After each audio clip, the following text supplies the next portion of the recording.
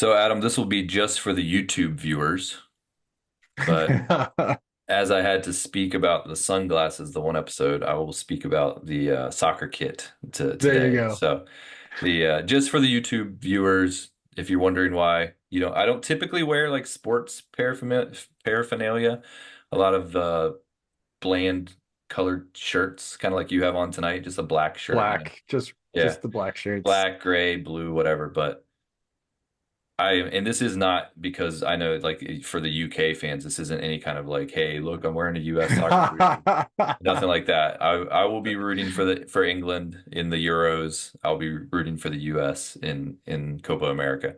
But yes, I have a soccer kit on because the US just played a game as we were recording this. It ended right before we started recording. So they just played a game, and I'm just still wearing the kit from watching the US tie Brazil 1-1. So There you go. spoilers for anyone that didn't watch the That's- game.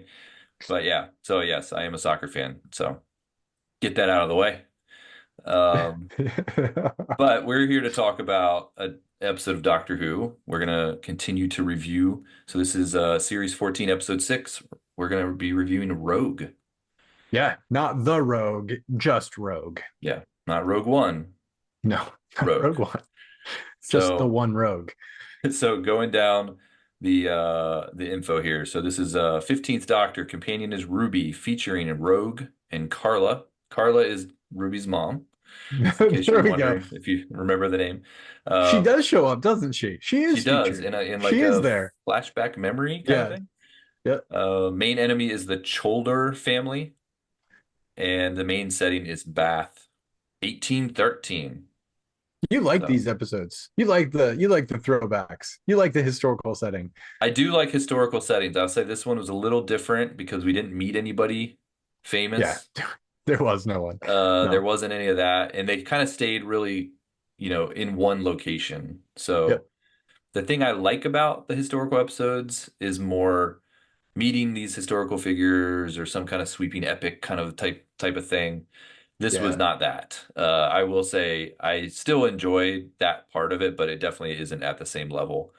Um, but yeah, so this was written by Kate Herron and Briony Redmond, so not written by RTD, Nope. and directed by Ben Chessel. Music, as always, by Murray Gold. Story number 310. So yeah, There you have it. um, this one starts out, like you said, 1813. Lord Barton is walking with another man. So we have these two guys kind of, Yes. and now they say, I will say this because this is what they say in the episode a lot, but very Bridgerton, right? Very Bridgerton. I don't watch Bridgerton. I've never seen it. I've seen Nope. like clips, but I did watch Right. Downton Abbey, which would probably be my closest connection to something like this. That's a Okay. show I watched. Did you not watch Downton Abbey? No, I watched like the first three, four episodes, and then Not for you. we fell out of speed. Okay. I watched Downton Abbey and very much enjoyed it. So, and I think a lot of people did. I'm not Oh alone yeah, on that. absolutely. Yeah. But yeah, so for me, that was a closer reference. Bridgerton, I have no idea, but I'm assuming it's very similar. But Yeah. they definitely kept. I feel like they mentioned it enough that maybe they had a deal with Netflix, like, hey, if you guys throw a little bit of cash our way, we'll promote your show, because that's how it Yeah. started to feel like an ad for Bridgerton. I mean, it's right there in the pop culture zeitgeist right now, right? Like Bridgerton is everywhere. I have a tendency while I work to listen to soundtracks. As I'm listening to it, I'm like, oh dang, this is really good music. And inevitably, it is always music from uh Bridgerton. Huh. That's the other day. I introduced my kids to Bardcore, which, if you are not familiar with Bardcore, definitely recommend it. It was similar in the background of this episode. You have Billie Eilish translated to music of this period. Bridgerton, though, is like, it's right there. It's front and center. So many people talk about it. It's everywhere, in my opinion. So for me, it was just like, hey, it's they have that cultural touch point right there when it comes to younger fans. What's hip? What's happening? You have your Regency drama piece, your Bridgerton episode. Maybe you can suck a few more people in. Yeah, we could talk about they do drop in a lot of pop culture kind of references in this one Yeah. Yeah. Yeah. beyond Yeah. Bridgerton. You know, there was a James Bond mention. Yep. There were I won't go down the list. Maybe we can bring them up as they come up naturally in the conversation. But there were some little references to either kind of modern things or Yeah. pop culture references that were sprinkled in this. And maybe the new writers, this is a different like a writing duo. So maybe, and I saw them, they're younger people. So maybe that is part of it too, is like the writing style. I don't know that Russell T Davies does a ton of like kind of real world references, Yeah. modern references in his writing. I'm trying to No, he remember. references other random things like 73 yards and Right. Yeah, his are that's a little those deeper, whereas things. these are very much like in your face, like, oh, that's a reference to James Bond, or that's a reference Yeah. to whatever song is playing, Kylie Minogue, I think, or whatever that comes up later. So, yeah. So we have the first scene, it kind of introduces us to the bad guy in a way. We have Lord Barton walking with another guy. Yep. They're having a conversation. The other guy's like, why, why am I not like you? I want to be like you. And we find out that this alien can essentially kill you and then take your form. So it's like a Yeah. changeling or Yep. that type of a character. So we get that right away. Very gruesome kind of way of dying too. Like it seems like you're getting kind of fried from the inside, Yeah, it like electrocuted. sucks the life out of you quite literally. You turn Yeah, into a shriveled, fried mess. with electricity involved. There's always like Yeah. little lightning sparks or whatever so going Yep. on. So yeah, that happens right away. Cut to Doctor and Ruby at a party, and then that's where Ruby kind of mentions like, "Oh, this is so Bridgerton." Right. Yep. We That's find. it's Uh, oh, go ahead. oh, I was just gonna say that is I mean that sets the tone, right? Like you have the gowns, you have the dancing, you have the dance hall, and the doctor and Ruby are both just ecstatic about the Yes, entire thing. they're They're both giddy. excited. They're very Yes. like as we've pointed out before with the Doctor and Ruby. They get giddy about things Right. and they get very Yep. excited. And this is another one of those instances where they're eating it all up. I feel like they have a list, a list of places they want to go, things they want to do together. It's like a buddy, your best friend. You're traveling with your best Right. friend and you're like, "Hey, where should we go next?" And if your best friend's the doctor and you can go anywhere in time and space, you Yeah. know, they have a certain vibe together and like them being at this party fits that vibe Yep. Yep. perfectly. But of course, when you show up at a party like this, you have to dance, right? And this is where, like, to me, it's a classic Doctor Gadget type thing where it's like, Mm. oh, you have these special earrings, and that will make sure that you know the dance moves. But by the way, don't trigger the what is it, fight mode? Don't Yeah. don't trigger that because things can get messy real quick. Battle mode. It reminds me of was it gloves that the doctor had where it would be like this permanent grip on the rope in the first Yes. Yeah. episode? Yeah. Yep. Where we're like, where'd these come from? Like he's never had Right. that before. Yeah, same idea. Like suddenly he has earrings that psychically can make you do whatever, and then Yep. also have a fight mode. So those I feel Right. like would have come in handy maybe to previous companions, but maybe you just got them recently. Yeah. I mean, we did speculate that maybe this doctor was a tinkerer when he had those special gloves. We haven't seen that reappear No, at I any don't. other point in time. But now I we think have he the just earrings. collects cool So things. yeah, he just He collects cool things, and yeah, these earrings are one of them. as the Uh, need arises. and because of these earrings, she gets like some interference in these earrings, which the doctor says is like a sonar interference, and Yeah. so that puts the doctor on the trail of a character, Rogue, that he'll meet in a little bit. That's kind of up on the balcony, but because of that interference, that's kind of what tips the doctor off. So there was a Yes. purpose more than just teaching her how to dance, or later on, maybe put it into fight mode. She Yeah. also, the interference also plays into the story. Yeah, and I mean, overall, the way that the progression of the story, right? And there's times that we get into episodes and you and I both are like, wait a second, how did we go from A to Z? Because the stopping points of B and L and M really don't make sense how we arrived at those destinations. This one did seem to flow pretty well throughout the story. There were some pretty solid connecting lines between the different things that happen and how they move on to the next discovery and things that happen. Even there was a twist halfway through that I was not expecting. We'll get there, but it's when Ruby finds herself in the situation to put her earrings in battle mode. I that honestly that caught me off guard. I didn't see that foreshadowed at all Yeah, until we and arrived at that I point. do want to But mention that. So we will talk about that because I have it on my notes, something I want to point out. So we'll save that. But yeah, yes, she does get to use battle mode. yeah. The that said, like you mentioned, earrings they had a purpose other than just being something cool to mention. I feel like there wasn't much in this episode that was really wasted. Things tended to flow pretty well. They had a point, they had a purpose, things were intentional. Um, yeah, It was a very linear story. And there was a lot of jumping back and forth between like what Ruby was doing and what the doctor was doing, yeah. like really short cuts, which like I notice it because I take notes. So I'm like, watched it the first time, get my initial impressions. I always watch it a second time to kind of take notes. And so as I'm taking my notes, I'm like, okay, now it's back to Ruby. Oh, now it's back to the doctor. Now it's back to Ruby. So it's a lot of jump cuts between what they're doing. It didn't seem like the scenes were lasting very long. There were some Yeah, that did, but there were definitely moments where it kept hopping back and forth between their perspectives. But yeah, the story was always moving forward in a very linear fashion, and like it never felt like it was hard to follow. It was very no, simple, a very yeah, simple story. You could yeah, probably sum the story up in just a couple sentences, really. yeah, It's more about, absolutely.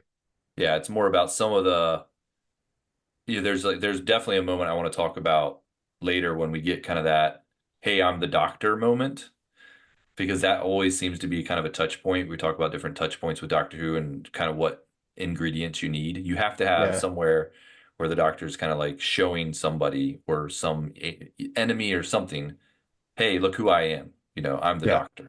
So we do have one of those in this episode too, which I feel like, I don't know, maybe that alone is more discussion than maybe the entirety of the rest of the episode.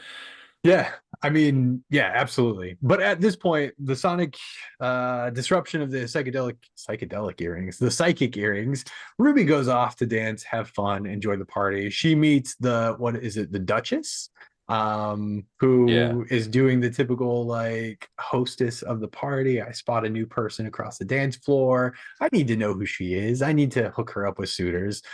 So Mhm. they go through that process, which is where we come across I wanted to say Lord Stilton, but that is what Ruby calls him. It's actually Lord Barton, who approaches Ruby, and then we have that really funny interaction where she's like, "Hey, this is not how you approach women." Yeah, Um, it's very much, true to her character and how oh she yeah, kind of, even though she loves being in this moment and the dress, dressing up and dancing and all that, still the idea of the way that a man would approach you in this time is a lot different than, she's probably yeah, used to being approached by men.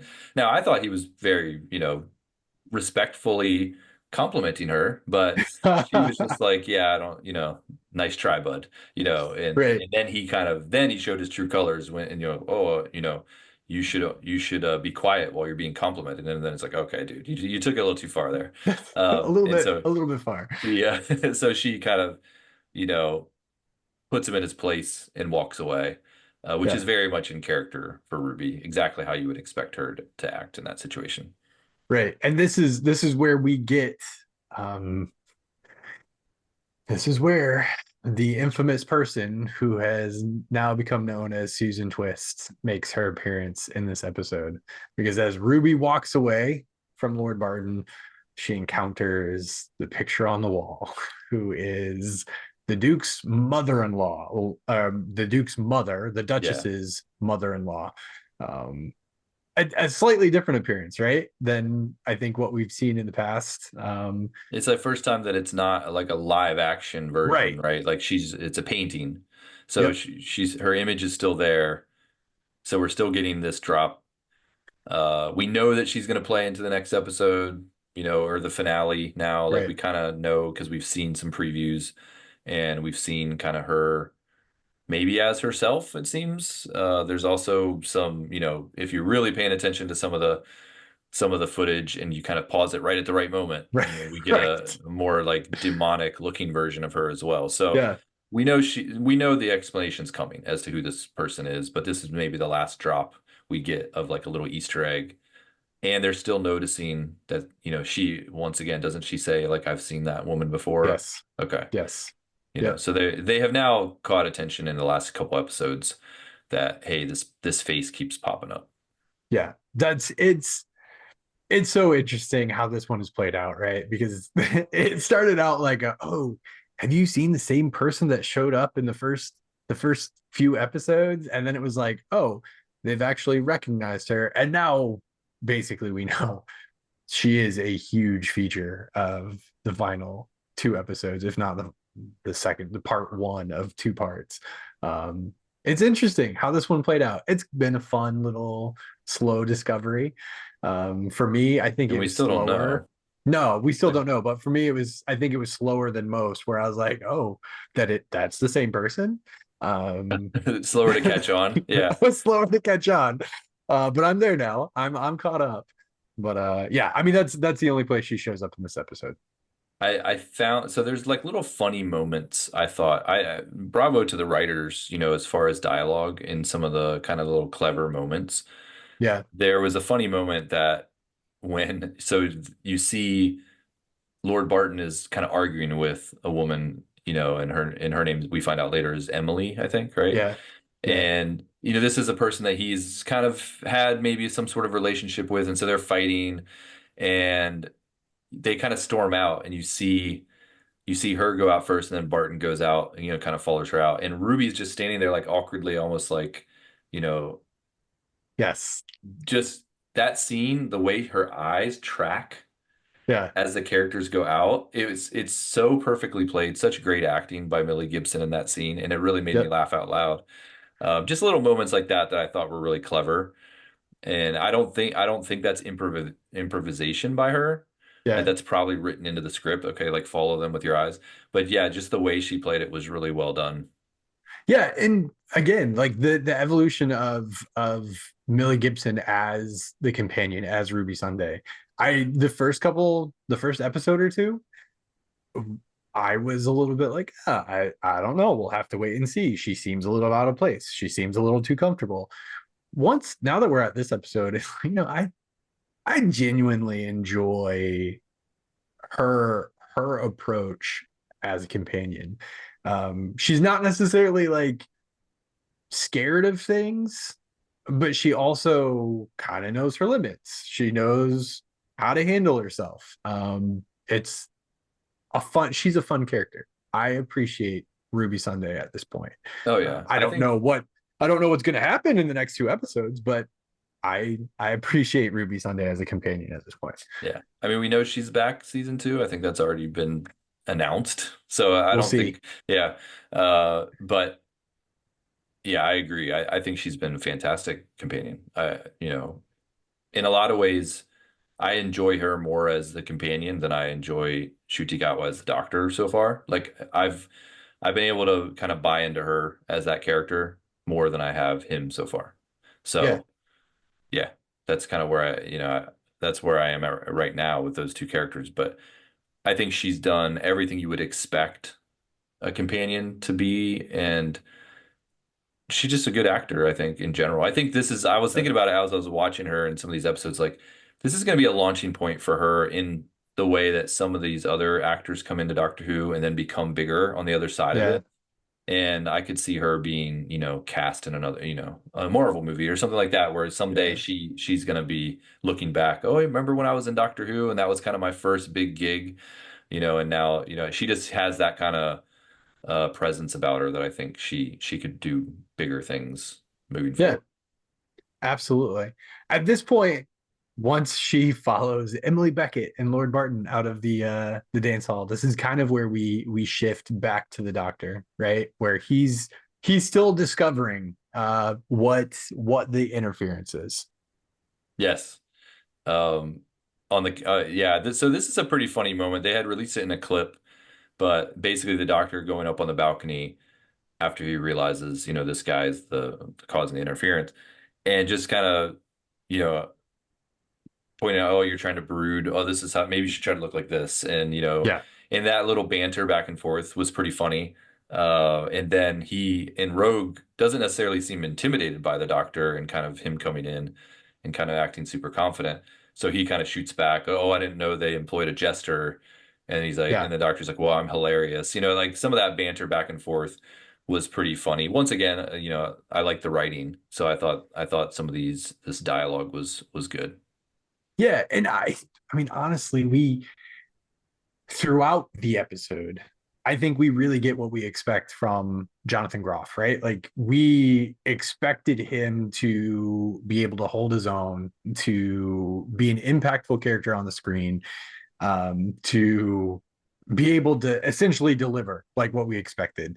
And I think he lived up to it throughout the episode. His character was interesting. At times, his character was flat. I don't think that has anything to do with the actor that was portraying him. I think that is literally just his character.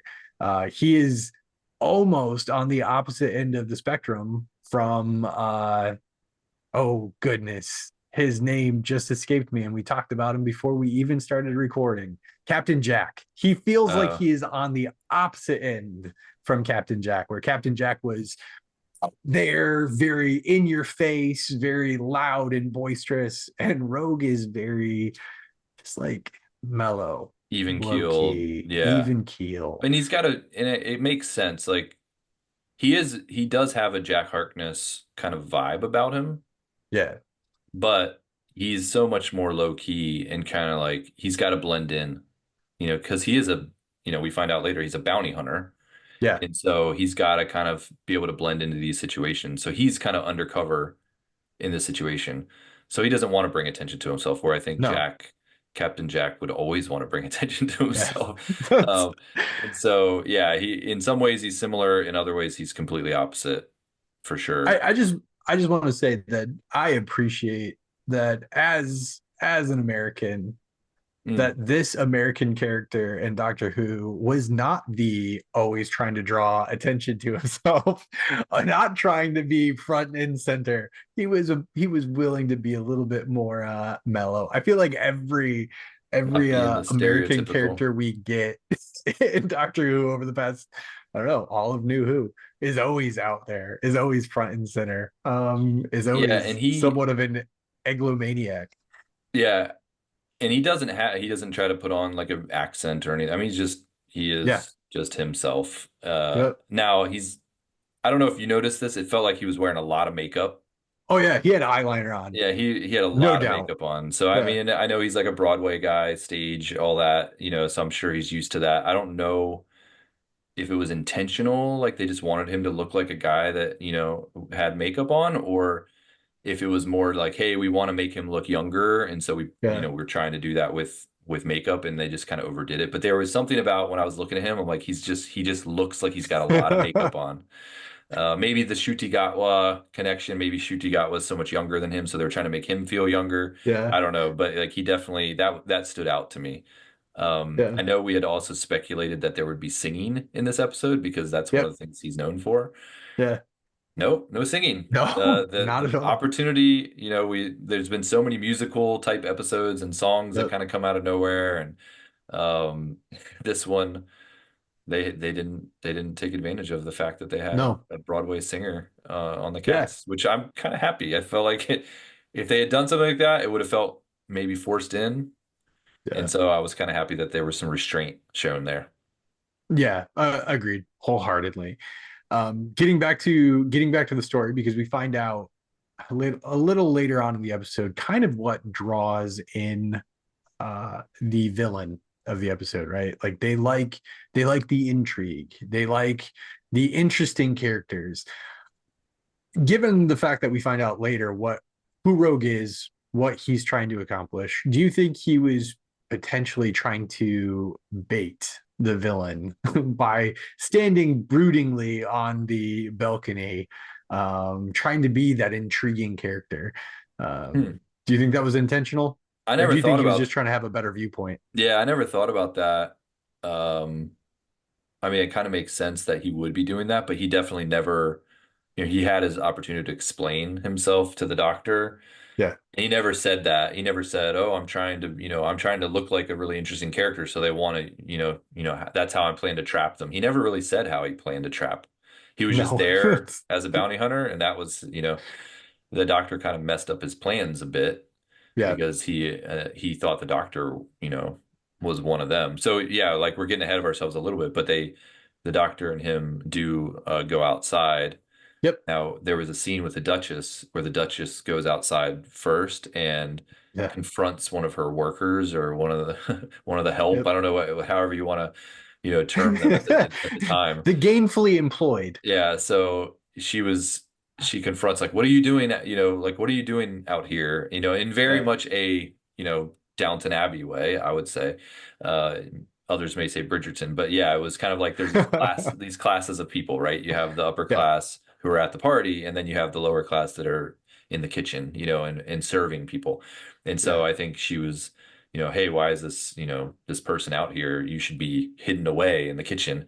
And the person was very, uh, you know, defiant, and we Right. quickly realize, oh, this is another one of these childers that is gonna, then takes over the Duchess's body Yep. and kills her. So the doctor and Rogue, when they're outside with their little banter still going on as they're walking down, there's a lot of chemistry between these two characters, no Yeah. doubt. Like Yep. they're putting that, up front and center, right when they meet.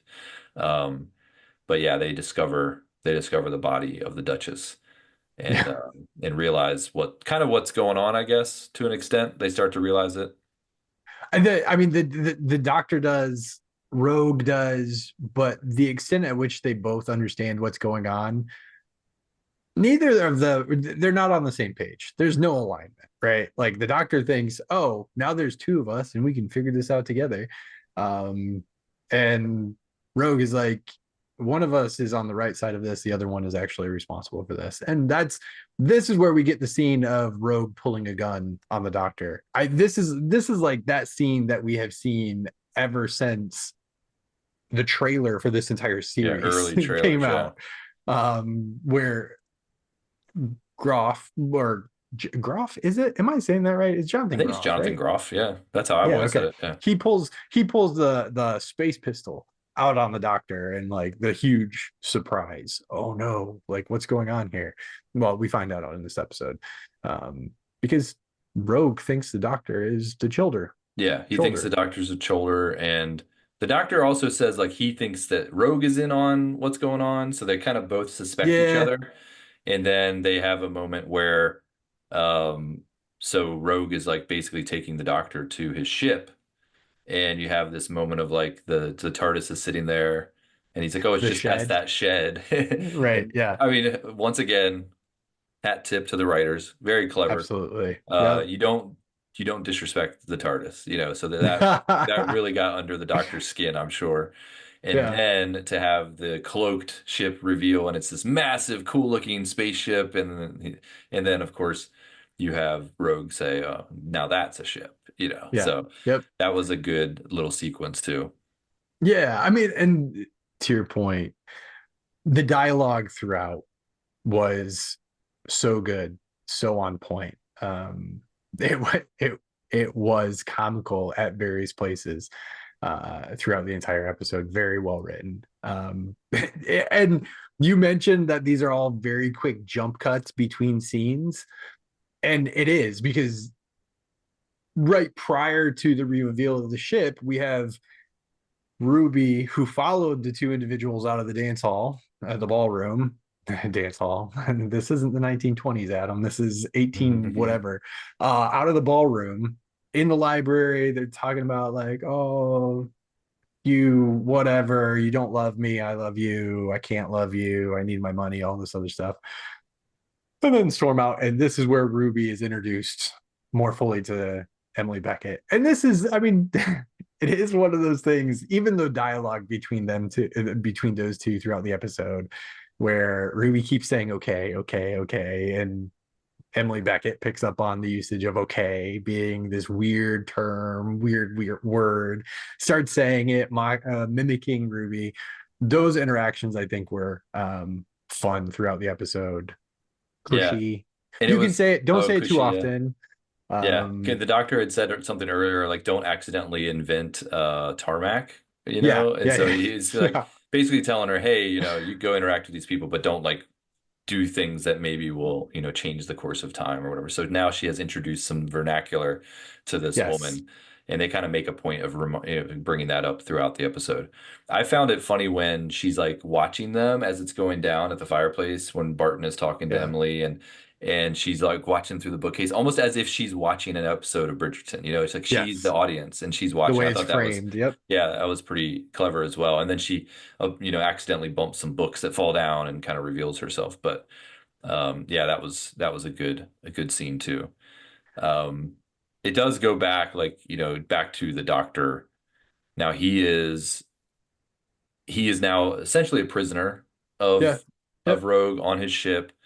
He tries to use the psychic paper to say, to show like, hey, Yeah. normally what he Yeah. would do, like, hey, look, I'm this, I'm that, Yep. whatever.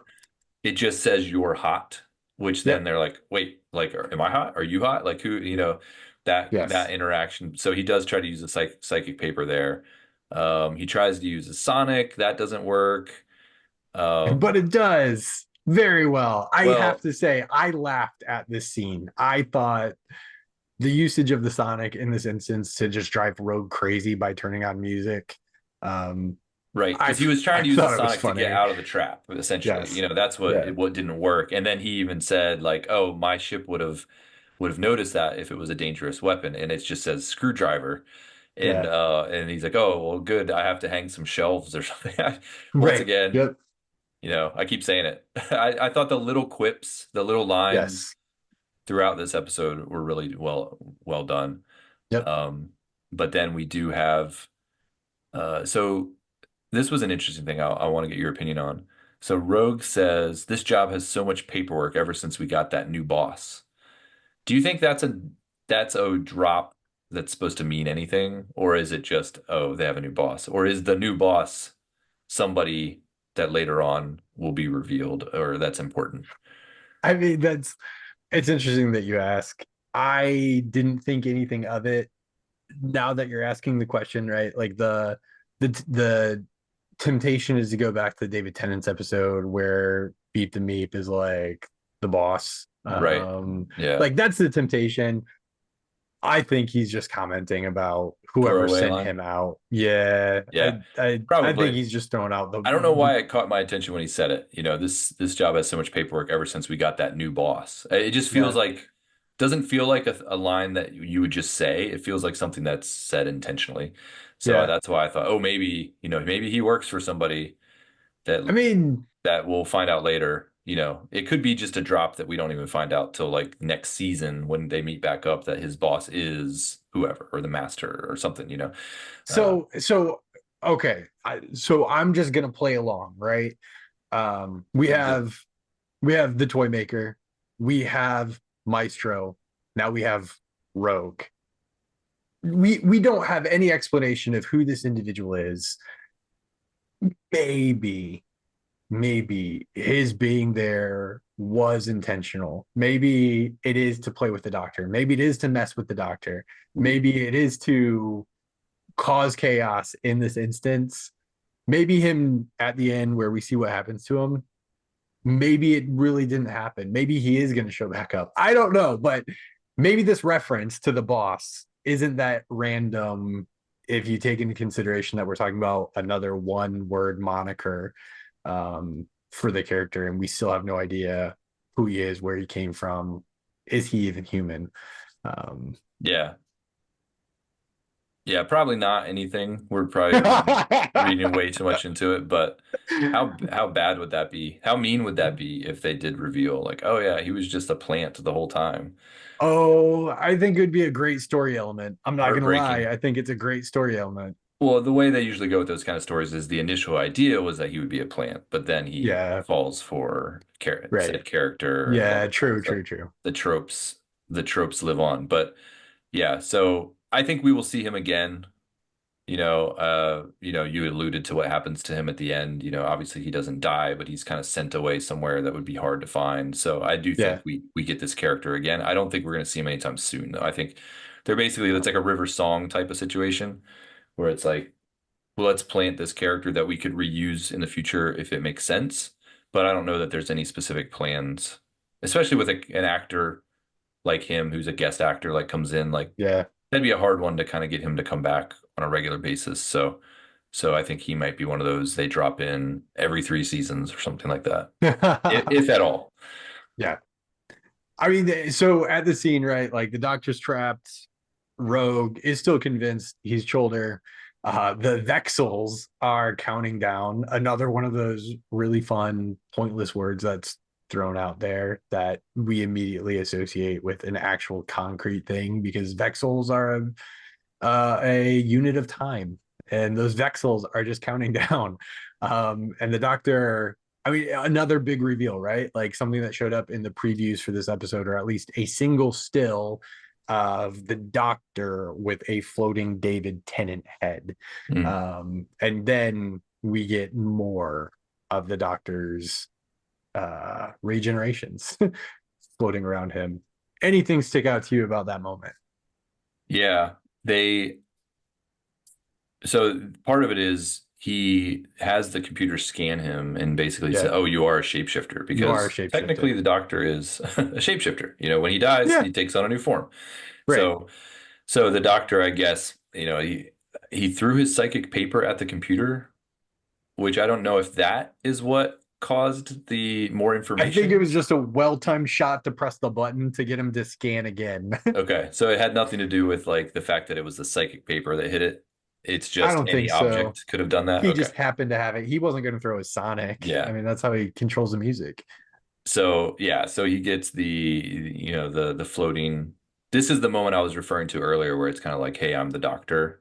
Yeah. Oh, That okay. This is that moment. Interesting. yes. Yes. To me, this is because I felt like this was his way of revealing himself that we've seen in previous versions of the Doctor where they have this moment where Matt Smith. I was going to say 11th hour.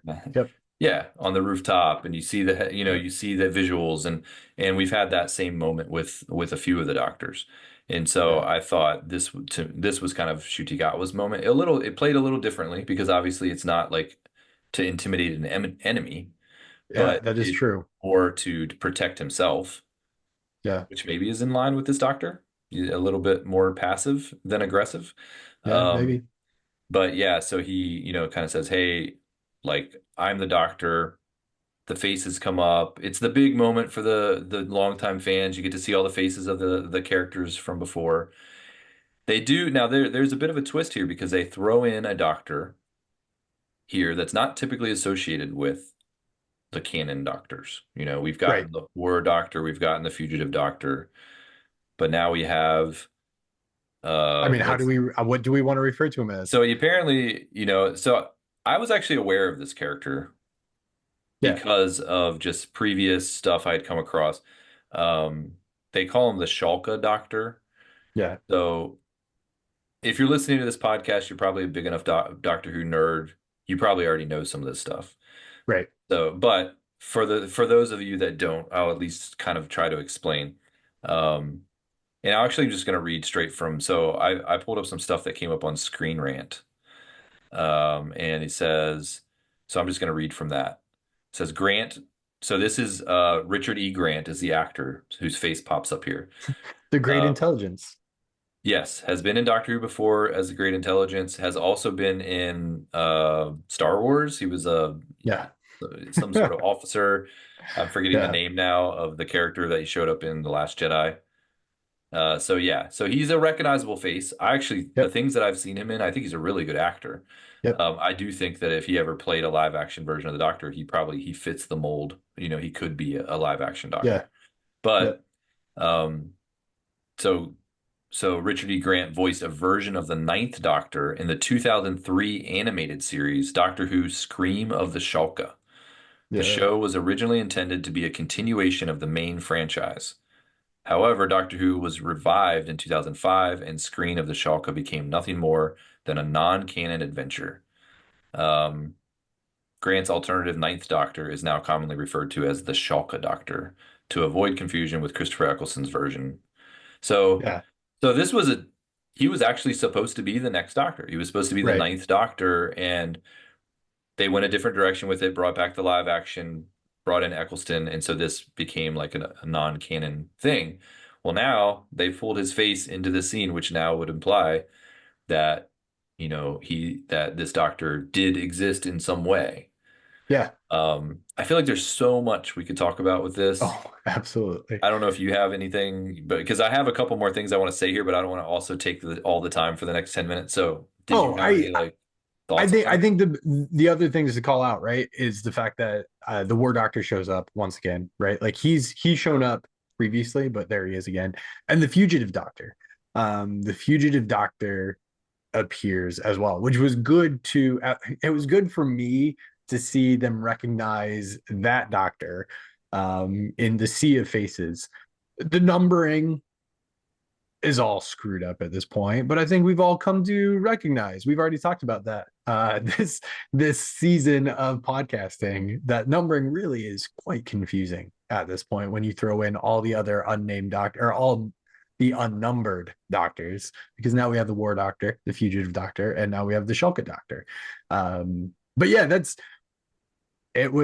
it's interesting what some of these things could mean, might mean, because in other appearances of things like this, right? The Doctor, it seems like the only faces that show up are the ones that the Doctor is actually aware of. As Yes. the Doctor becomes aware of the other iterations of their personality, or their in their person, then those faces start to show up. So aware of the War Doctor is now included. Aware of the Fugitive Doctor is now included. I guess at some point, this new Doctor, they became aware of it. When, how, who knows? So this incident is causing a lot of speculation Yes, because of things that Russell T Davies said back in December, right. and back when we were kind of preparing for watching the specials. Yeah. In the giggle commentary, and he actually mentions that, the whole bi-generation idea, and he kind of like off the cuff says, "Oh, the whole universe bi-generated, and like previous doctors, and so people really kind of read into that, like, oh, that, I can read some of these quotes here, but it kind of implies that there might be more to some of this, idea that, if David Tennant's Doctor, the 14th Doctor, bi-generated, and he's still around, and now you have this, that could mean like multiple universe type stuff, whatever. So let me just read some of these quotes here. So this is also so that first thing I read was from Screen Rant. I want to give credit because these are not my Well done. words. But so this thing I'm about to read is from Games Radar. So it says it doesn't just mean that as showrunner, Russell T Davies has confirmed the implications are much, much bigger. In the commentary to the episode, he explained that the whole timeline bi-generated. That's in quote. So he said this, the whole timeline bi-generated. And then, unquote, when this happened, meaning it's not just Tennant's version that was impacted. And then this is quotes again. Sylvester McCoy woke up in a drawer in a morgue in San Francisco, and John Pertwee woke up on the floor of the laboratory. He laughed. Meanwhile, producer Phil Collinson suggested Colin Baker got up and sorted the Rainey out. Davies also suggested that Peter Capaldi's doctor and Tennant's previous doctors also woke up in the TARDIS and now are out there as well. Um, And then he says, this is another quote, I think all the doctors came back to life with their individual TARDISes, the gift of the Toymaker, and they're all out there traveling around in what I'm calling a Doctorverse. I mean, that's a lot if that's Yeah, really what's going on. Now, I didn't hear this commentary. I'm just reading it, so I don't hear the right. tone. I don't know if he's kind of saying it as a joke, Yeah, a haha, this could be, oh, look what the toy maker did. That means all the doctors actually could still be out there. You know, how much of commentary is canon? I've always had this kind of discussion with like even George Lucas would say these yeah. things kind of off the cuff. And some fans would take it as like gospel and say, oh, well, if George Lucas said it, but then the story would play out and it would go against what George Lucas said. Prime example. George Lucas always said Boba Fett would never come back. He's dead. And then Disney brought him back, so Yeah, just because a creator says something doesn't mean the next person that comes along can't go against what they say. I'm kind of taking this as this is just Russell T Davies having a little bit of fun and talking and not necessarily like it's canon, the right. things that he's saying here. But some fans are saying, oh, that this must mean that when the Eighth Doctor regenerated, there was like a similar situation where there two versions of the Ninth Doctor were created, maybe one in one universe, one in another universe, and that's why we have the Shulka Doctor showing up here along with Eccleston. Or that they just threw it in as a fun little Easter egg, and we're Yeah. kind of getting too worked up about it. But it is an interesting precedence to set. Yeah, I mean, it so much has been said leading up to this new series of Doctor Who with the transition from Chibnall to RTD. A lot has been said about what the future with Disney could mean, about things that RTD wishes that he could have done years ago, but people weren't ready for it yet. But now the MCU has really set the table for things to happen when it comes to a whole universe devoted to Doctor Who. We've had spin-off shows, we had Torchwood, we had Sarah Jane, we had Class. The fact that we have those earlier statements, and then the fact now that we have the commentary, what have you, they're probably closer in timeline than time frame than where we are now.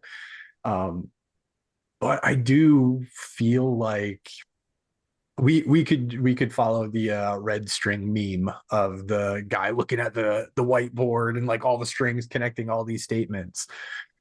I have a hard time though with some of the other things that we've seen being like, oh, this is all coincidence. Like these things that RTD says, oh, they mean nothing, especially when he's already said like he has the next 3 seasons planned out already. Um, I I'm taking it with a grain of salt, but it isn't coarse salt. It's not sea salt. It's the iodized, very small grain table salt. Because who knows what could happen at this point. Yeah, I think that my opinion is back in December when they were kind of announcing the whole idea of like a Doctor Who multiverse, and kind of the first thing that they announced was this like Tales of the TARDIS. Yeah, yeah. And now that I've seen some of the Tales from the TARDIS, and it's like, oh, this isn't like a some big deal show. It's like an advertisement for classic episodes, and it's an excuse to bring back some of these actors, but that's not a multiverse. That's like a Saturday morning special, kind of like introducing the show. So I think maybe back in December when they were promoting some of this stuff or the idea of some of it, this was his way of saying, hey, all of these doctors could be alive, because he Yeah, knew that this stuff was going to come out, where you did see Sylvester McCoy playing the doctor again, but as older. an old man. Yeah. And some of the other actors came back as well and played, the old doctors. So yeah, that's how I'm reading it. I think, I don't think that every version of the Doctor was revived because of the toy maker. I don't think that's canon. I just think Yeah. that's a creator having a little bit of fun because he knows he can have a little bit of fun. Now, if they show it on screen, if it's part of a story, they start to reveal some of this stuff, then yeah, absolutely. But I am a little nervous as a fan and somebody who likes my stories to be a little bit cleaner and a little neater, It's yeah. that once we open up this idea of a multiverse, then it starts to get a little convoluted and like, oh, all these doctors can exist at the same time, and we could have Yeah. stories with one and stories with another, and maybe they cross over, maybe they don't. It starts to get too much to keep track of, and to me, I'd rather it stay one canon. You know, if you're gonna have some spin-offs, but you know, make that spin-off like David Tennant as the 14th Doctor, and not the Shulka Doctor, starring Richard Right. E. Grant, because in this universe, the Ninth Doctor is a different Doctor. I don't know. I don't think we're there yet. I don't think Doctor Who fans are demanding so much content. No. I think No, we no, no. really, the idea of focusing on one show and making sure that show is as good as No. possible. And then once you get big enough, then you start to expand. I don't know that we're there Yeah. yet. No, I don't think we're there yet. Um I could see RTD setting the table, preparing for it to get there. Hmm. I don't think we're there yet, and I think honestly, the next two episodes are probably going to be. It's probably going to show whether we're there yet or not, right? I feel like I think I read some of the ratings have been really good. I think Dot and Bubble was far below what everything or what the norm has been, or what the at least for the series, what the norm has been in regards to ratings and viewership and all that delayed stuff that comes in. It will be really interesting to see what happens with the next two episodes. But at this point, I think I've said it every time we record. I'm not putting anything past RTD at this point. I I think he's going to do what he wants, the way he Yeah. wants to do it, and sometimes it pays off, and sometimes it doesn't. But it feels like we're getting some really fun storylines. So we'll see how it plays out. Yeah. And all of that long discussion was all kicked off by Robert E. Grant's face showing up on I screen. mean, it's a big thing, right? Because we've come to expect to see certain faces, and like the biggest thing was like, are they going to show the fugitive doctor's face? So once you see that show up, and then you have another random face show up at the end of it, it's like I that didn't is that catch is it. fairly significant. I think I've been alternating between Robert and Richard. So I will correct myself. Richard E. Grant, if I said Robert. It's just reg. There you Let's go. just the notorious reg. But I didn't even catch it. I didn't catch it at all. It was because I saw an article pop up about like why is Richard E. Grant's face in Doctor Who? I'm like, wait, Okay, what? Like I didn't even because when the faces were coming across, for one, they looked a little odd, like it almost like they looked a video little odd. gamey, like they didn't Yeah, look like photos. yeah. And they kind of cut off a couple of the faces toward the end, so I didn't really catch everybody that was there. I wasn't even really trying to look that close to see who all showed up because in my mind, I'm thinking, okay, it's going to show the more normal cast of Yeah. doctors. I didn't expect there to be a face in there that I didn't recognize. So yeah, I didn't even catch it. But back to the story. Wait, The one last question. One last Okay, question about faces. Do you think it's significant? Because this is another reason why it was probably harder to catch. Do you think it's significant that they don't actually have them in order? They're no. all mixed up. It's like Tennant, Whitaker, Hartnell. Then we have the notorious REG, and then we have it. They're not in order at Hmm. all. Yeah, Um, do you I think don't. I that's mean, significant? I don't think there's any significance to the fact that they're not in order, other than it was just their way of saying not any one of them is more important than the other. Maybe if you had put them in a Oh. certain order, you tick off an actor. Why was I not put first? You know, like Tom Yeah. Baker's out there, like I should have been listed fourth. You know, like I could see them just being like, let's just put them at random, so that nobody gets upset on what order they showed up in. But they did make a big deal about Tennant's face first, so Oh yeah. in a lot of ways, it's like he's the Doctor. You know, a lot of times when you think about Doctor Who, and now that he's the one they've brought back multiple times, and he's the first face you show. That kind of thing. So, yeah, number 10. Yeah. I mean, the doctor says, I'm not shoulder. I'm something far much older and far more powerful. I'm a time lord. I'm a lord of time. Lord of time. I'm a lord of time from the Hmm. lost and fallen planet of Gallifrey. Now let me go, bounty hunter. We have work to do. Yeah. And Rogue And just says, wow. yeah, that the response is interesting because he says you almost expect him to make like a joke, like, okay, like, Yeah. this means nothing to me. But it did. It was for whatever reason he was impressed. If it was the display that impressed him, is he's heard of the Time Lords, maybe he's heard Yeah. of the Doctor. So there was something about it that, obviously impressed him. So he said, wow. And then he now changes his complete tone, because now he's no longer, trying to work against the Doctor.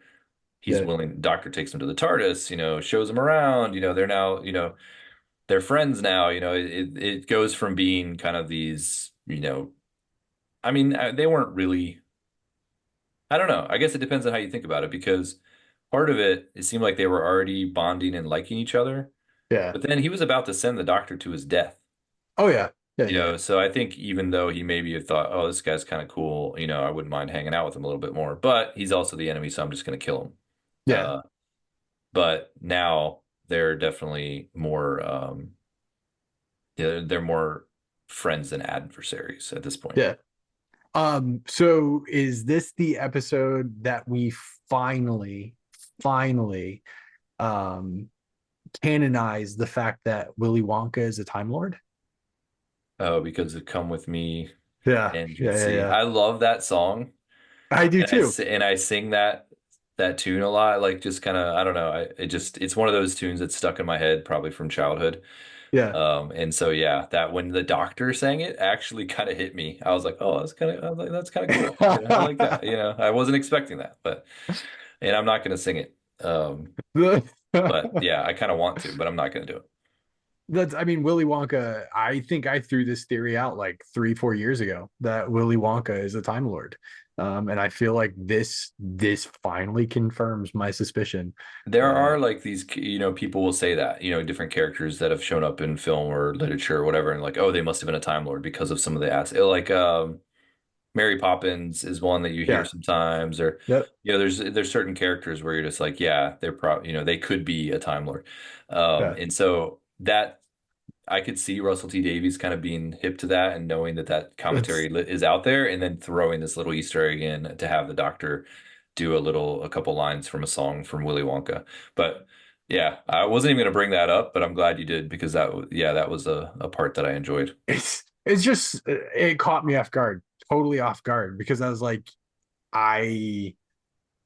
It's one of those things where it's like, okay, what is Willy Wonka in this universe of Doctor Who? Like, where else does that song come from?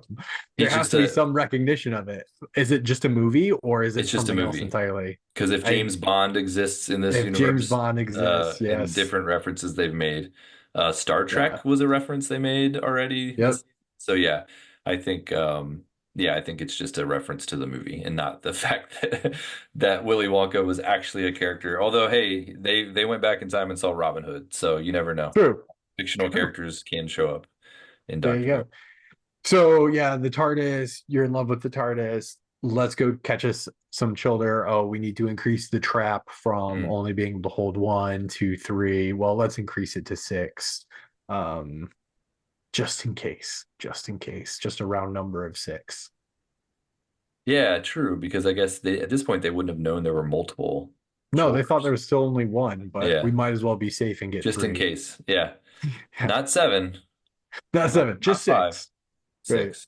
And this is where, like, from the get-go, when they meet, there is a connection between these two characters right away. You Yeah. know that with the doctor, the way he's acting toward Rogue, he's a kind of sizing him up to an extent, but there's a clear attraction there.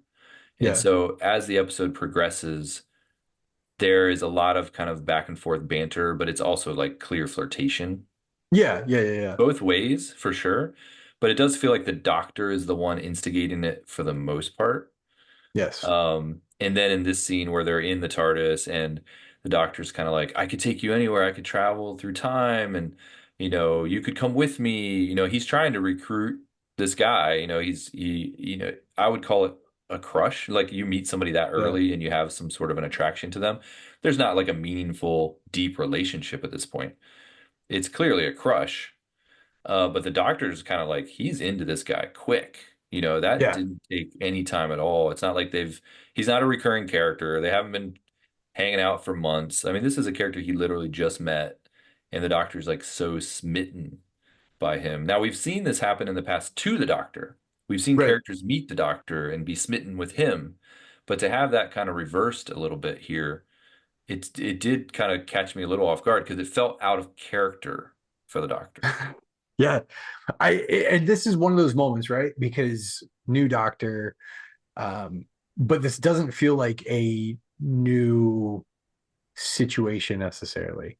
And to your point, it might be flipped from what we're used to seeing. This is one of those things that, like, I want to say this felt really out of character. This felt really odd. The doctor needy probably isn't the right way to go with it, or right way to phrase it. Overtly flirtatious is definitely from the very get-go. That's how the interaction struck me. Um, but I feel like this also is like forcing me to want to go back and watch the doctor's interactions with other companions, because I think that there have been times that the Doctor has offered the TARDIS, the trip in the TARDIS, and there's been like one or two times that it's been turned down. Maybe Yeah, Martha, where he was like, "Hey, continue coming with me. Hey, let's continue doing this." And Martha's like, "Nah, sorry, I've had my extent. I realize I can't get you," and she but pieces that's out. after she Um, already yeah, but had that's traveled after with the him. fact. Yeah, yeah, But it's one of those things where it's like, in that instance, though, it didn't seem like the Doctor was like throwing himself at her feet. yeah. These interactions definitely were more yeah, it seemed to be a different level, different extent than what we've ever seen the Doctor before. Even in those instances where he's like wanting a companion to travel with him and he wants to show them the stars, all the things you can see. In those instances, it's almost like he's bragging on himself as opposed to uh I don't know, like just trying to get the other person. Yeah, it's definitely in the past we've seen him trying to convince people to come with him, and successfully or not, but it's always from a place of like, hey, I just want to have someone cool to hang out with, Yeah. and not this is much more of a romantic Yeah. interest, obviously for from his part. And they've been like they got to the point where they were like face to face in the TARDIS about to kiss, and the Yeah. only reason they didn't is because something chimed and the Doctor kind of turned away. So I mean, they're not trying to hide the fact here that this isn't No. just like, oh, the Doctor thinks this guy's cool. Like the Doctor has some sort of a romantic interest in Rogue. Yeah. Um, and I do think this is definitely different than we've seen before in how, the Doctor has definitely had romantic interactions in the past, but it's almost always him being chased or him Yeah. being or someone pining over him, which we've gotten with some companions. But it's rarely him being kind of smitten by someone. I think the closest maybe we get is like River Song, where he kind of almost acts a bit subservient to her and like she's kind Yeah. of running the show. But even that is kind of built through a mysterious long-term relationship that we really don't know all the details of to this day. Right. And not oh, I just met her and have to have her, which is the Right. vibe that we It's get from. I mean the from the very get-go, it's like, oh, we were married. And then from that point forward, when Tennant becomes Smith and Smith is like, hey, sweetie, and like those flirtations all come from a place of like, hey, I know we have a relationship. Like I know we're married. He Right. doesn't know even to what extent it is. And it's those feelings are still developing. It is a those are yeah, I those thought it are some was interesting I relationships. thought it was interesting too how quickly he was ready to set like Ruby aside because Oh he's like yeah. in this moment he's like you could just travel with me and do it. If he's going to bring this guy along with him, he doesn't want Ruby as like a third Right. wheel. So Yeah. he's at this point kind of all in. Now of course he's probably not thinking clearly, and eventually he would probably be like, oh wait, I don't want to lose my. But even when he brings up Ruby. And the Doctor talks about how he lost everyone. And he's like, well, what about your friend? And he's like, oh, yeah, my best friend. Like, it was almost like he Yeah. forgot about her. Yes. So I was just Yep. like, man, he must really be smitten because he's basically ready to travel the galaxy with this guy and kind of forget all about Ruby. Yep. The chime that interrupts them, though, the trap is ready to go. It's been reconfigured to fit six people, six shoulder. So they return to the dance. Introductions are done. As things are unpacking, right? The Doctor has this realization that the shoulder are just cosplaying, um, and explanation about what cosplaying is, right? All Yeah. this other stuff. They unpack it. Surprised by the Um, term, honestly. I yeah, honestly, I was I'm too. I know the term has become more regularly used. I feel like that's pretty recent, because of the popularity of like fan conventions and going, Yeah. you know me, I go to them. I've Yep. cosplayed, not a ton, but I have. Uh, But when you use the term cosplay, a lot of times the normal people in the world that don't go to these kind of events are like, I have no idea what you're talking about. Right. They would say, "Oh, I dressed up in a costume," or I went, Right. if you dress up for Halloween, I dressed up in a costume. But the word cosplay is kind of a very specific nerdy word Yeah. referencing costuming. So the fact that they Yeah. use that term and not, oh, they're playing dress up or they're costuming, they use the Right. term cosplay, which is a nerd term. That kind of goes along with more, the Dungeons and Dragons reference. He saw the dice Right. in the console and was like, "Oh, Yep. did you get the name Rogue from Dungeons and Dragons?" So like they're really playing to a certain audience here, which I found Yeah. very interesting. Because the audience of Doctor Who isn't all people that would know these things. Yeah, And so the fact that they decided to use kind of the more, deep cut terminology was interesting. Yeah. yeah. Cosplay. I never thought we'd have cosplaying aliens as a villain in Doctor Who. Well, and it's one thing, right, for Ruby to use the word cosplay. It's another thing for the Doctor who is human aware to use the term cosplay. I thought it was astounding to me that the Childer actually said that they Yes. wanted to cosplay. I was like, wait a minute. The people adjacent, it makes sense. As soon as you have a third party alien being like, we're cosplaying, I'm like, Maybe they heard the doctor say it, overheard it. yeah, Maybe maybe. I Yeah, because they're not time travelers, so it's not like they've no. traveled to our time and know what that term means. They have lifespans of 600 years. It's in the 1800s, so they've been around. The longest these guys could have been around is the 1200s. Yeah. We've seen a lot. Yeah, a lot has happened in the world between the 1200s and the 1800s, but Yeah. yeah, cosplay I don't think was in the vernacular yet. So yeah, they are using that terminology. And well, I guess that's the other thing too. The doctor said Bridgerton, these aliens would be aware of Bridgerton because it's being, it would be broadcast throughout, people could pick up the signal, but Bridgerton doesn't come out until the 2020s. Like how would they, oh, how, So the Childer do time travel and they okay. just So drop that's the themselves answer. into, I mean, Did that you has just to look be, something right? up? No, I didn't. But I'm trying Oh, to you're figure speculating out. Like, still. I thought yeah, you were looking at your screen, so I thought you Googled something. I was like, oh, maybe I just missed that fact about them.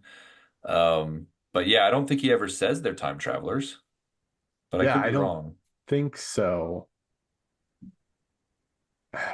But yeah, if Using an we interdimensional, no, I don't know. Yeah, so maybe we just assume that they have advanced technology and they can time travel.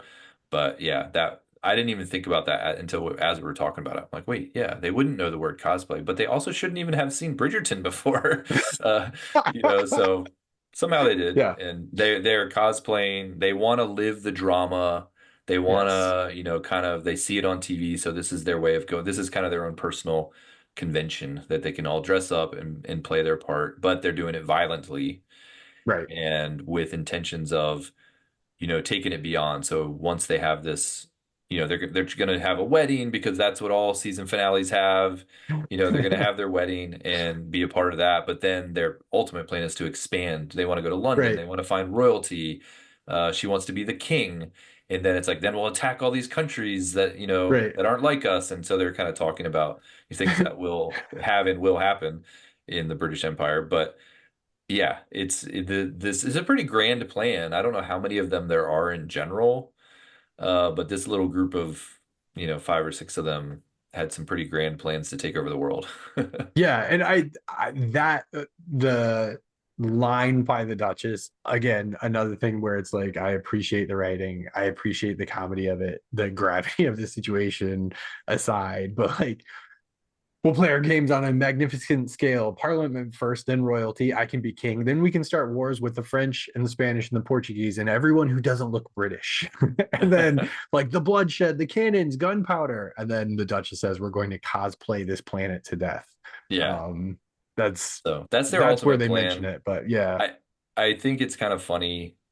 Well, let's get through a couple more points here, and then at the end, when they get trapped and there's the dialogue there, I think it's kind of interesting how it all ends. But yeah, we do have the scene we don't want to skip over, kind of a pivotal scene, I guess, in some ways. right, The dance between the Doctor and Rogue. They go into the hall, they dance, they want to cause a scene right. because the drama is what kind of attracts these And I creatures.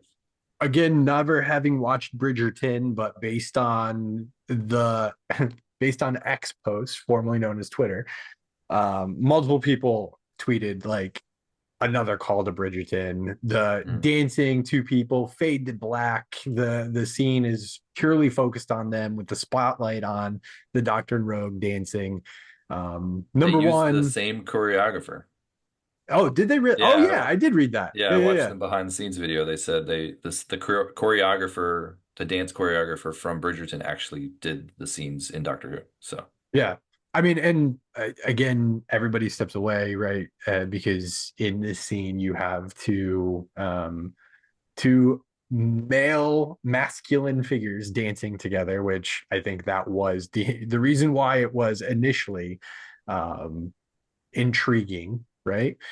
That's what the Childers wanted, and then it does turn into a fight that ultimately leaves the Doctor speechless. And this is Yeah. another one of those moments where it was where it's like, oh, It kind that's of interesting, leaves, well, the doctor's like doing really good with his right? improvisation and like, Yeah, you cad, and he's kind of like, but he's telling Rogue like, hey, you need to say something. And Rogue is the one that's kind of not great at this. The right. doctor, I On guess, his has heels. more practice. Yeah, But then he does end up like going down to one knee, pulling out a ring, everything you would love to see in this type of a show, people that want the yeah, drama and like, oh my goodness, this person's asking this person to marry them. And, so he does that whole thing and actually does give the doctor a ring, which the doctor, we find out later, kind of keeps. So then the doctor, I think, because he has this attraction to him, is kind of now he's speechless. Up to this point, he was the one doing all the right. improvisation, and then he does get speech. I can't, and then he walks out, which in the Yeah, moment felt like, oh, he's legitimately like kind of perplexed by this. But then once they get out the doors and then them two together, it's almost like the doctor was acting. So it's kind of not clear, how much that really hit him. But it yeah, was, yeah, definitely an interesting scene. yeah. And then Trap, all this stuff. Emily and Ruby split off when the Doctor and Rogue are getting chased by the Choulders.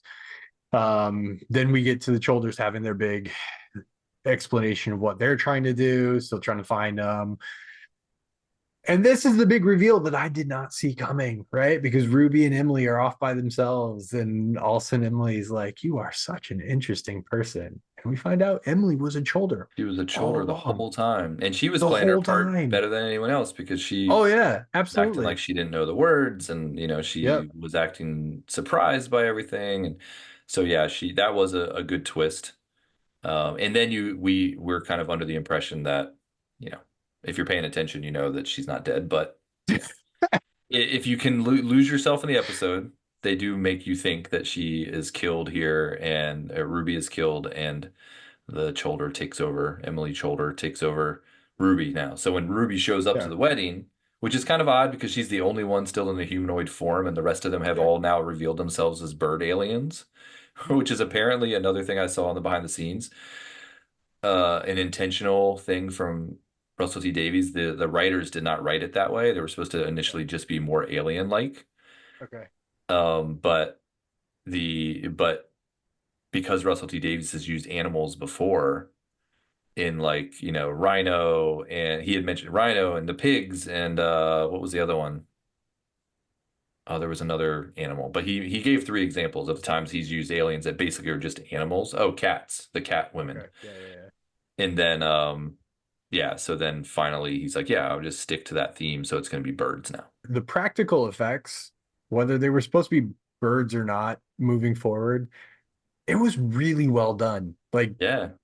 really well done. A bird, yeah, Um, a bird, like a humanoid bird is not an easy task by any oh means. no, Putting a mask of a rhino on top, on somebody is, like in Russell T Davies said this too in the behind the scenes, like they can all look the same. You can have the same rhino mask, 10 of right. them wear it, doesn't matter. But he intentionally made it so every single bird creature looked individual. Oh yeah, they were So all there was a unique. lot of work done in the makeup department. Yeah, I thought it was done really well. Yeah, absolutely. It was done really well. The one thing about Ruby, when she walks in and she's not in bird form, but she's still in human form, Mhm. um, despite the fact that she wasn't a bird, she still had all the weird neck cracks and That's what I everything was going going to bring real up. well. That's what I was going to bring up because I think I said it in another episode recently that when they cheat, when Yeah, writers cheat, this is a cheat yeah, because yeah. they have you believing that this is a Cholder that's taken Ruby's form. Now, I thought Ruby was still alive. I just thought because of her special powers, she survived the Oh transition. yeah, I thought she like fried the shoulder or something. So, well, I thought that the Cholder was successful in taking her form because the neck cracks. That's Oh, okay. Ruby can't do that. Yeah, Like no. Ruby's not going to have feather ruffling sound effects and neck cracking when she moves her head. So when they drop those sound effects in with Ruby, that's cheating. You can't, that's, you cheated, that you cheated the viewer, because now I believe that this is a shoulder and Yeah, I shouldn't be able to believe it. It should have been easier for me to decipher. So I've yeah, talked about in the past how I don't like it when writers cheat, but because of them cheating, I bought into the fact that this was a shoulder and it wasn't Ruby. And so I thought, okay, Ruby's knocked out in the room. They took her form, but she survived, unlike the others, because she has some sort of special internal power, the snow power, whatever you want to call it. And so I was like, okay, she's still around. So when they do reveal that it was Ruby the whole time, that's where I was like, oh, that's a surprise to me, because the neck crack thing had me buying it. So, yeah, yeah, yeah, yeah. I get it. Taking a step back, slight step back, right? Because the doctor does believe that yes, Ruby is gone, he believes it. Yeah. and and he as He's scorched earth at this yeah, point. switch flips, right? Like, how long do these things live? Okay, good, because that's a good amount of time to suffer. Um, 600 years. yeah, Yeah. he's ready. A good man goes to war. He's ready to step Yeah, up. which I will say, because I've made comments, on the show about me not buying into him as the doctor yet, and I'm still kind of working toward it. Or like, I feel like he's so different than previous versions of the doctor, and there hasn't been a lot of touch points where I can be like, oh, that's just like this version would do, or that's what this version would do. He's very much his own version of the doctor in most ways, but Yeah, I will say in this moment, I got some vibes from, Tennant or Capaldi or like other doctors that would kind of be like, all right, you mess with my companion, I'm no more Mr. Nice Guy, and I yeah. think that he basically turned into a much meaner character because he thought his companion was killed and he wanted someone to pay the price for it. Yeah, but right, he's a very passionate doctor. This Mhm. is when he becomes intense, and I appreciated the intensity that he brought because as he burst through the door, and he, in his own way, right, like there, ooh, I smell the inhuman scent, and he's like, I'm exuding. I'm one of a kind. And he comes across so strong in the scene where he has 1/3 of a transport gate, and they're like, "What are you going to do with 1/3?" And he like looks off to the side, and he already has the other two set up. Um, at this point, it seemed so strong. And then once he finds out that it's actually Ruby, that's where some of that strength that we see from the doctor, it kind of disappeared because instead of the cleverest one in the room, Mhm. he also just becomes really flat. he's Yeah. he's disempowered. He doesn't seem to know what to do in this situation, when Ruby's life is on the line. Do you think like some of that may have to do with we're just dealing with a very young, immature doctor? I know we've talked about like what does this version of the doctor mean? He's a bi-generation. He's not a normal regeneration. Yeah, So, how much of that personality was left with Tennant? And we're getting a split off doctor that is supposed to be very different, right? yeah. And so maybe what we're seeing with him not being the cleverest in the room sometimes overreacting, sometimes panicking, running a lot, crying a lot. Yeah. All of this stuff is like an immature version of the doctor. I don't know. I literally just talked myself into that, like as I was I talking. mean, there's something to it. There is something to that. That said, it seems like he's right. He still remembers what he did to Gallifrey. He still Yeah. remembers, I'm like, not he saying killed he's everyone. like, Like, I'm not saying he's a newborn. I'm just right. saying maybe when he was split off, some of those traits, some of that confidence, some of that stuff didn't come along with him, or it's something he needs to relearn. I don't know. Yeah. Yeah. It. I mean, maybe it Because is he part of the is in this, story. you're right. In this moment, he's flustered. He doesn't know what to Yeah. do. He's Yeah. he's like, oh, I want to save her. And then Rogue comes into the picture. He's kind of the more Yeah. level-headed one. Now, there's another moment of Rogue, like how authentic is he? Because in this moment, he's like trying to placate the doctor and would you allow the world to die, to save your companion? I forget how exactly what the words were, but basically, the doctor's like, yeah, I wouldn't. I would save my companion, and the Rogue's like, I know. And then he used it to get close to the doctor, only to take the controller from the doctor because he's Oh, basically saying, you got to get rid of her. It doesn't matter if you let these children out, the world will end. You know this, doctor. yeah. Now, me as a viewer, I don't know this. I see these bird aliens seem pretty easy to defeat. There's only six of them. Right. The idea that they could take over the world through cosplay kind of seems ridiculous. So I didn't see the urgency here. I'm like, let them out, save Ruby, and then recapture them. Like they don't Oh, seem that hard to capture. yeah, it was one of those things where I expected the doctor to be able to come up with some solution. Maybe it was the fact that like the time was ticking down.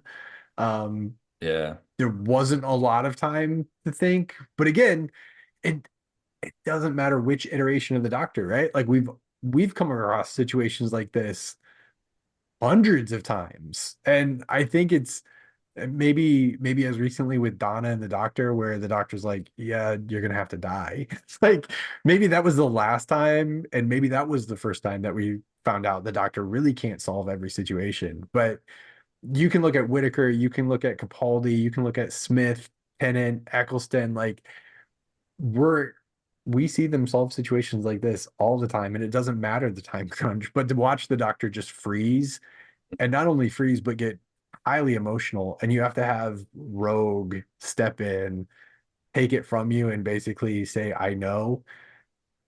And then his solution is just to run at Ruby and push her. Like, His solution is the Indiana Jones solution. Like oh you put the yeah. sandbag on like it's, switch Yep. the weight, and Yeah. which was a little confusing because it felt like her feet were stuck Her when shoes they were.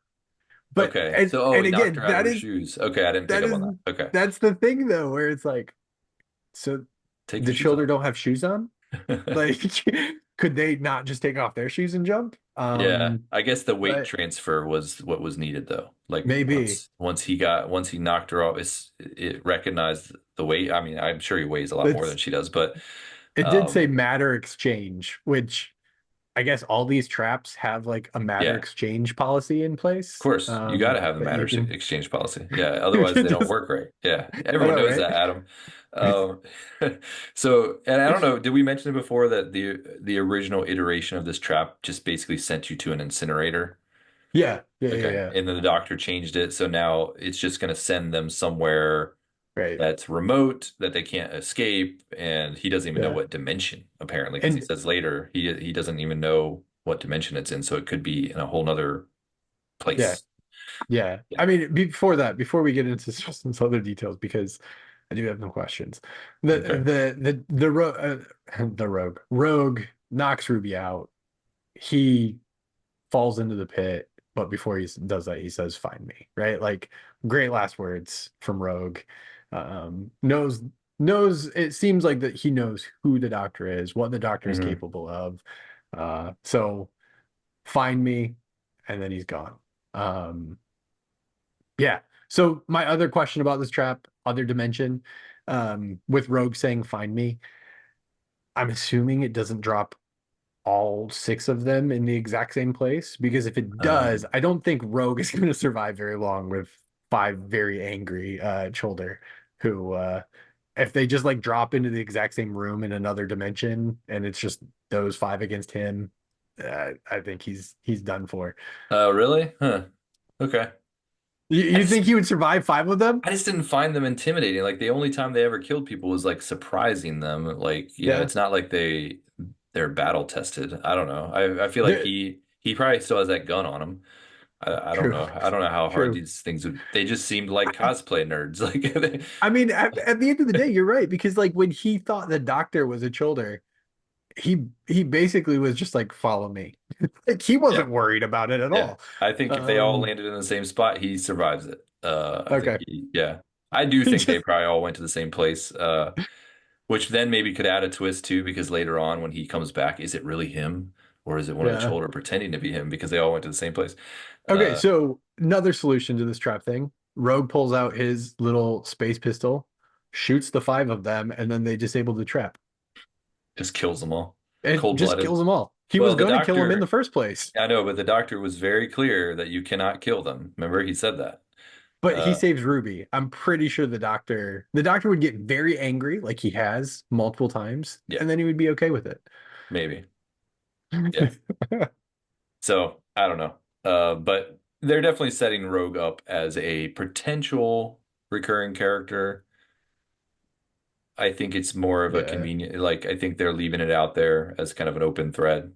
They didn't kill him. yeah, He's out there. If we need to reuse him someday, we ask Jonathan Groff if he's got some time. We bring him back. Depending on how long Ncuti Gatwa sticks around, yeah. this could be a character that comes back and is important character to him.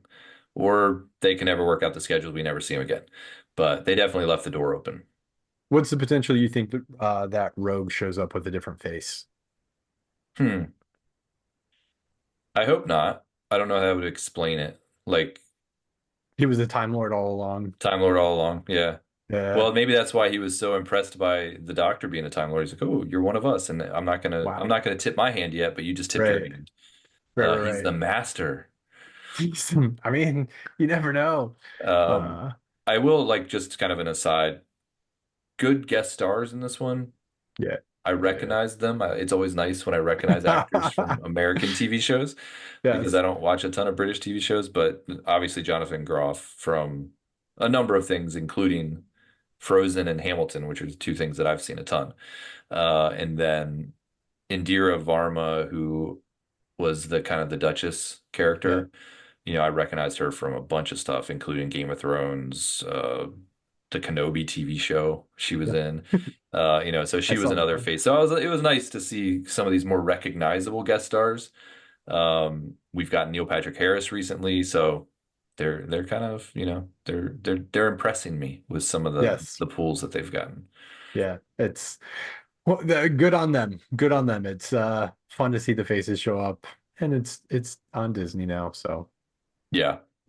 Um, the Doctor does, I guess he basically takes Rogue's ship and just puts it into orbit. yep, around the moon So that until way, it's needed. if he ever comes back, the ship is there for him. He also tries to play like real tough, like, oh, it's no, just move on, no big deal. This is what happens to me.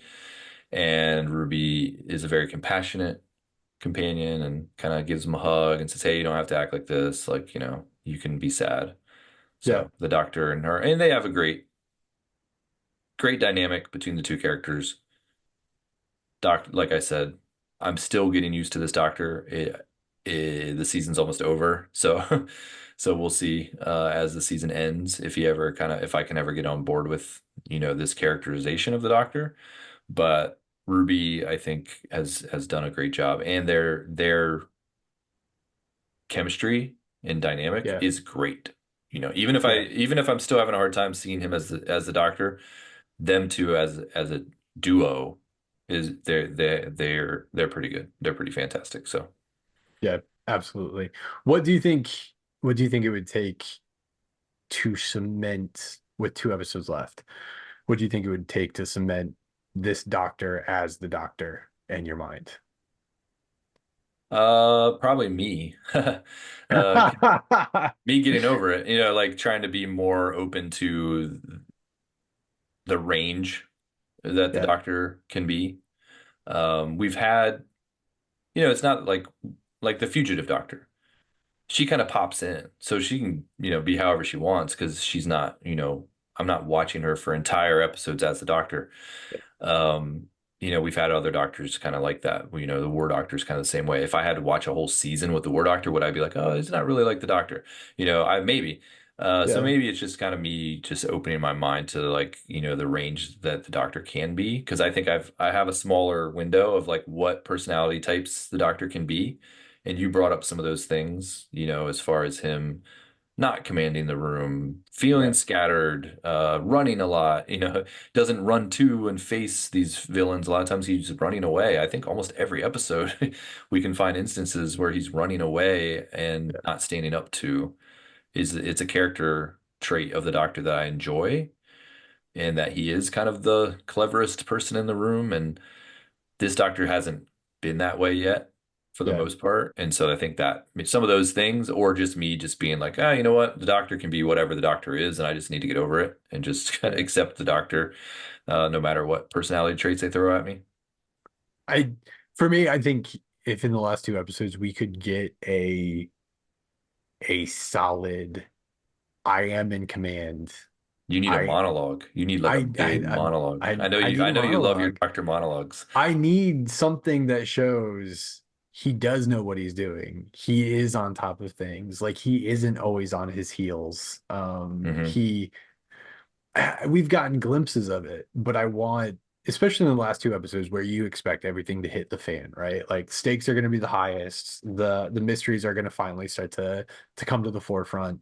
Um, I want to see him actually on top of it. We saw with the Maestro like moments where it's like, yeah, he was on his heels, but then also moments where it was like, oh, he might actually be able to string all the notes together and be the clever person in the room, and then he doesn't get that moment, right? He falls short. Like we have these moments where it's almost there and then he's not the one. I want him to be the one. I don't care if he does it. Well, he's saying babes and he's exuding essence and like all these other things. That's his personality. Cool, roll with it. But let me see that along with him being in charge of the situation. Like, I don't think they're mutually exclusive. I think he can continue to be Ncuti Gatwa's doctor while also being the doctor, to be the cleverest one in the room, because that is consistently, whether it's low key or it's out in front, whether it's calm or boisterous, the doctor is always the one that knows what's going on and puts things together. I think that is like core foundational aspect of the doctor. And if we don't get that, I think you do lose some of what makes the doctor the doctor. Or we just need to rethink what we think the doctor is. Uh, we, yeah, so we've seen previews for the next episode. We know that this is coming to an end. We Yeah. have The Legend of Ruby Sunday is the name of the finale, and it's a two-parter. At Yep. least I think we're getting it in separate weeks here in the US. I'm seeing it as the 15th and the 22nd. So it Okay. does look like we get it two So it's gonna separate be spread weeks. out. Just based on the previews, a lot of this, I I hope I'm kind of tentative about this one as far as how I'm gonna enjoy it because a lot of times when they go back to, oh, we're bringing in Kate Lethbridge Stewart and we're going back to the Yeah. unit headquarters and we're seeing all these characters that we introduced before, like the old companions, and maybe we get a David Tennant appearance, who knows? But Donna, these kind of episodes where they just kind of bring in everybody for like a nice little finale, I hope there's a lot more to it than that. Yeah. And I think there could be, but just from what I've seen in the previews, like all these kind of familiar faces popping up, like I don't need to see that person right now. I don't care about that person. I just want to This know more about this story. I want to know more about Ruby, and I hope they don't get lost in some of the cameos and yeah. that type of stuff. And Yeah. the fact that we have not seen a Dalek yet with this doctor is interesting because Daleks, they always bring in the Daleks. So Yeah. will we There's see been Daleks in the finale? No, I don't think we will. Will we see Daleks yeah. ever with Ncuti Gatwa's doctor? If they go a full doctor without one Dalek, that would I be mean three impressive. I would applaud. 3 seasons. 3 seasons. I don't think we can make it three Have they seasons announced without a three Dalek. with him? I thought so. I Okay, thought I knew it three was were in the definitely books. two. I knew it was definitely two. I didn't realize that they had said a third, but I mean, I could be wrong. I could be wrong. I So the runtime, I think I read that the runtime for Legend of Ruby Sunday was 53 minutes. okay, That is, that's not that I long. mean, no, that still feels relatively short. And then to your point, with some of the people that we already know are showing up, um, because we've seen it, and then some of the people that I think we've seen screenshots of them showing up. Um, I do hope that we don't lose I do hope that we don't lose the story. I hope the payoff isn't lost amidst the fan service, if that makes Yeah. sense. Like the The fan service at this point, what I want as a fan is a solid conclusion to a very well played out mystery over the course of the season as far as who Ruby Sunday is, why she can make it snow, why everybody is scared of her or thinks she's weird. I want to know the answers to this. Yeah, I just saw the synopsis. I don't know. I'm assuming this is an official synopsis. The Doctor and unit investigate Ruby's past, but as the time window reveals horrifying secrets from Christmas Eve, The time window, I forgot the that was mentioned. mysterious triad technology unleash the greatest evil of all. Triad. So maybe the The triad triad is like, isn't that the Japanese mafia? well, that's I think Chinese. I think there is a the triad. Well, I don't know. I haven't seen Rush Hour in a long time, Adam. So, That's uh, I'm not bringing that up. Uh, um, the yeah, I've this is the first time I'm seeing the terms time window and triad technology. So yeah, I don't know. so this time window, there are some references, I think, in classics from what I've read to time windows. I need to go back and refresh myself on what it was. People were making a big deal about time windows though. Again, like dimensional stuff. I think it even comes into play with the Shaka doctor. Why do you want to say Shaka doctor? It's not Shaka's. Um Schalke, Chakra's doctor? Schalke. Yeah. Shulka doctor. I think even with him, the time window is part of that. Um Hmm. Okay, I'm anyways. gonna have to look into that. I'm also seeing here. I don't know. Maybe I shouldn't say anything else. This feels like some of this stuff might be spoilery, so I'm Yeah. not gonna say anything else. But yeah, Supposedly, again, I saw on Twitter, I think yeah, I forget who even posted. I need to start keeping track of who posts these things. Supposedly, someone had an early review, and so there's some Wayback Machine early uh, review documentation floating around that was then very quickly deleted.